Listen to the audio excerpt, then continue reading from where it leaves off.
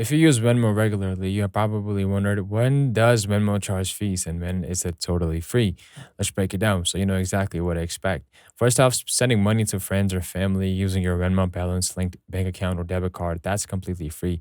But if you use a credit card to send money, Venmo charges a 3% fees on that transaction. So unless you're running rewards, it's usually better to stick with a bank or debit.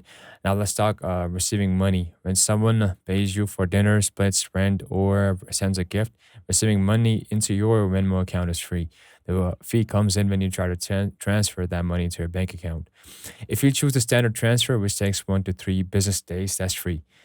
But if you go with an instant transfer where funds hit your bank in minutes, that will cost you 1.75% fee of the total amount, with a minimum of $0.25 and a max of $25 per transfer. Using Venmo for business or goods and services, that's different.